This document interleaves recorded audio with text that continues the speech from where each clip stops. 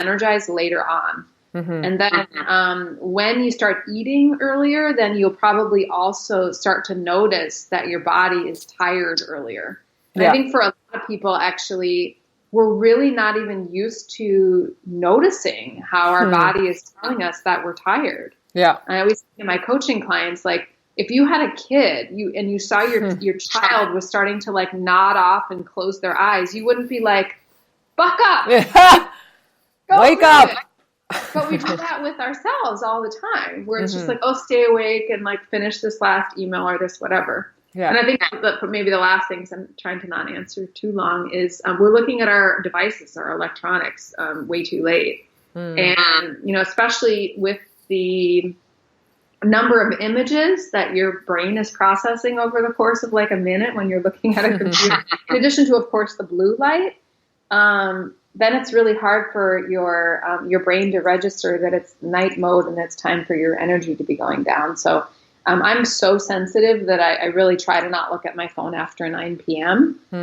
Try to not do any work after like 6 or 7 p.m. Some people are less sensitive to that, especially like if you have a lot of pitta in you. Usually pittas and also kaphas have an easier time sleeping. But if you have a vata main composition, then you're more like me and you're more sensitive. So I would say, like, look at what you're eating for dinner. First of all, start to notice how your body is telling you that it's tired. Pay attention to things that are bringing your energy up. If that's watching a series at night, looking at your computer, doing work tasks.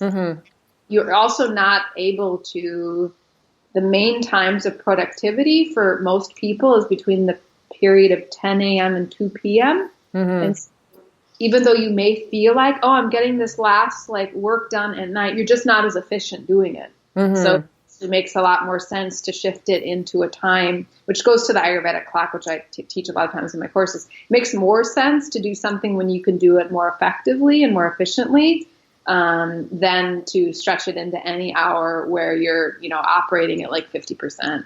Yeah, and is there also a time, like a specific hour of how much sleep you should be having? Also from the Ayurveda, is it the same? Like, I think it's 8 hours, isn't it? Like kind of. I mean, yeah, 7.5 to 8.5, and it depends also on the season. Probably you and the listeners have noticed that you start to get a little more tired. You have this sort of hibernation. Yeah.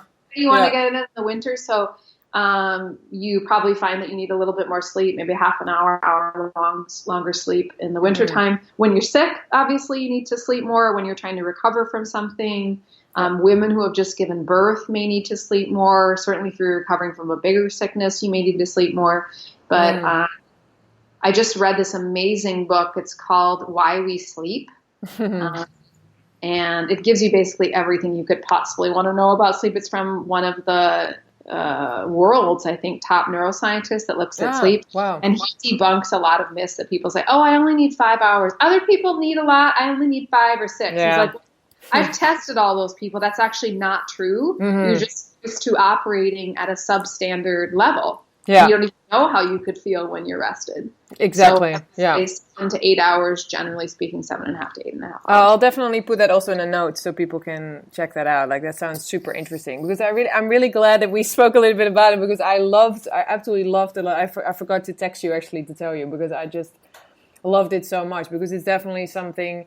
I struggled with it even more when I had the cafe, because it was just like nearly impossible to get my sleep in. But now I really am like doing my very best to sleep those 8 hours, because I definitely really need them, and I think people do, like, but they just kind of, and I do think people are, you know, I don't know if you've really seen that also in your coaching. I think people seem to just like not take it as serious as they should. I sometimes feel absolutely. Like they just kind of like, you know. Yeah, absolutely. What inspired me to write that is I listen to a lot of podcasts and read a lot. And so this gives me ideas for something. Then I start thinking about it, the wheels start turning, then I start writing about it. But I was listening to a podcast on NPR, which I mentioned in that.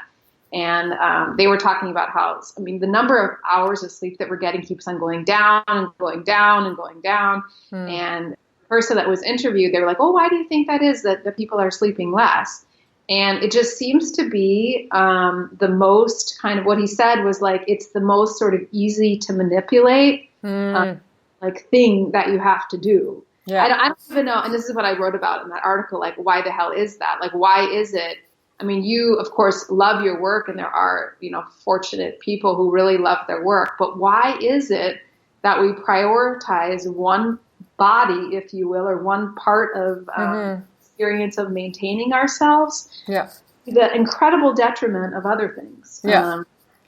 And sleep is just one of those easy things. So is exercise. It's actually a lot of the things that will actually keep us healthier and more vibrant longer, will live longer, that are the easiest for most people to cut out.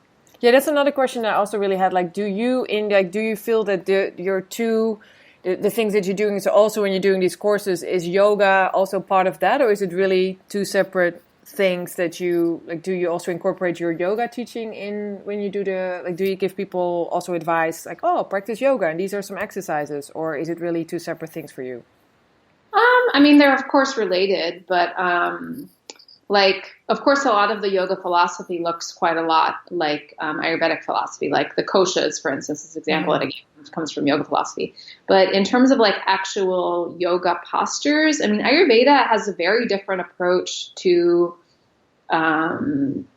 exercise, because we're talking about exercise, but about a lot of things, including nutrition, than yoga philosophy does. Because of course, yoga, the goal of yoga is enlightenment, freedom from suffering, the realization of oneness. That's not the goal of Ayurveda. The goal of Ayurveda is optimal health.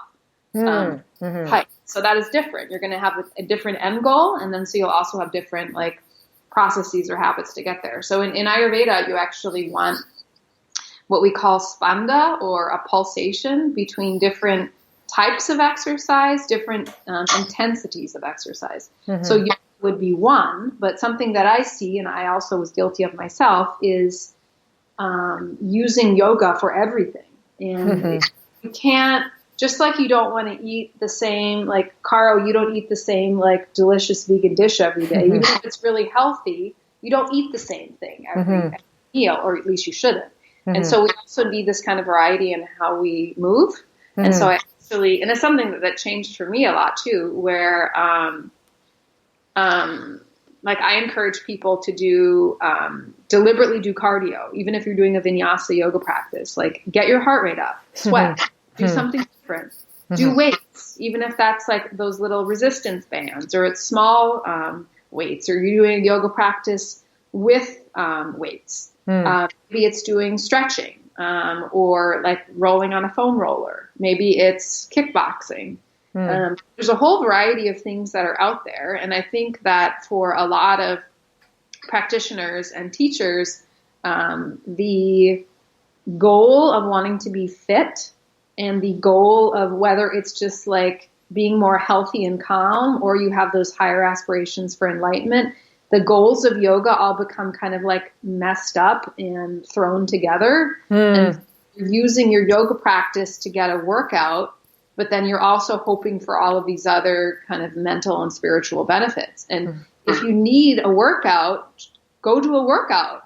If you need to practice yoga, then practice yoga. But then that doesn't mean that you can't sweat when you're practicing yoga, but it may be that you just need to move in some other way. And so I don't actually encourage people to practice yoga every day, and certainly not something hardcore like Jivamukti. That's a good way to get an injury. You can't do it until you're 75. Do you feel that your yoga practice also changed when you started learning more from Ayurveda, like when you were doing these courses and you got to get more and more knowledge, like especially when you're saying there's such two different goals, like how did it change yourself? I only practice yoga 2 to 3 times a week now. It used to be almost daily. And what I used to do is I would basically do the same intensity and the same practice like almost every day. There was no spanda. There was no pulsation. And luckily, I was just blessed by birth, I think, with having like a very sturdy build, so I don't get injuries easily, and I have an even amount of strength and flexibility. But I see so often people getting injuries with a really rigorous daily asana practice. So now I do like kickboxing, and I run, I do weights. I just have days where I walk. I'm not very good at doing the lighter, like yin yoga, that type of a thing, but I'm going to move in that direction. But I have a lot more where I would say that like especially when I started doing weights, it made a lot of my yoga postures a lot easier to do because it was targeting one area. I need to do an hour of standing postures because I'm riding my bike to various coaching and yoga endeavors. My legs are very strong. They do not need 15 warrior twos. So I do other things now. Yeah. And I also that shift of like, if you need to work out, you need to work out. If you need focus and mental clarity, you need to sit your butt down and meditate. Like this was a fairly new thing. Well, it's also really like listening more to yourself and your body, isn't it? Because I think a lot of people don't really do that. Like they tell themselves, no, but I need to push myself. Because I got a lot better in like, no, today I'm just tired. I just got to sleep, or sleep a little longer in the morning, because you feel when your body is ready for something or not, I think, but the head then goes, no, but I need to do this, because I have to somehow. I don't know. I think. Yeah. You can't, depending upon what your constitution is. Yeah. Particularly people who have a lot of fire in them, whether you're going to get a work burnout or you're going to get a burnout from your exercise, or the two are combined, like you can't go 100%, 110% at your job and then also on your yoga mat or with your exercise and expect there's not going to be consequences from that, because there will be. For some people who don't know, could you talk a little bit about these constitutions in Ayurveda? Because I find them super, super interesting, and I don't think everybody knows about it, because there are in Ayurveda, and I love it. What are you? I'm Pitta. Yeah. Mostly Pitta. Yeah. Yeah. I mean, I see that in your work ethic. So not surprising, huh? But yeah. But tell us a little bit about them, if you can, sure. Kari. Yeah. So the doshas. One, I guess maybe I should just talk about the dosha that people are most familiar with, or the definition of the dosha people are most familiar with. So doshas are your mind-body constitution. So when you were born, and the time like immediately around your birth, your dosha type, the combination of elements, came together to form you. So the doshas are composed of energies. There's 5 energies in Ayurveda. We have air, space, the container for air, fire, water, and earth. 2 of these elements combine to form a dosha. And the doshas are ways that you would describe yourself in terms of your mental characteristics, your emotional type, your body type, your digestive type. And depending upon what your dosha combination is, there are ideal things for you to eat. There are ideal types of like exercise, ideal lifestyle type of factors that will fit for you. You have both a dosha that was given to you from birth. That's called your prakruti. And then there is the dosha combination that you have now, which is imbalanced for everybody, more or less. It's called vikruti.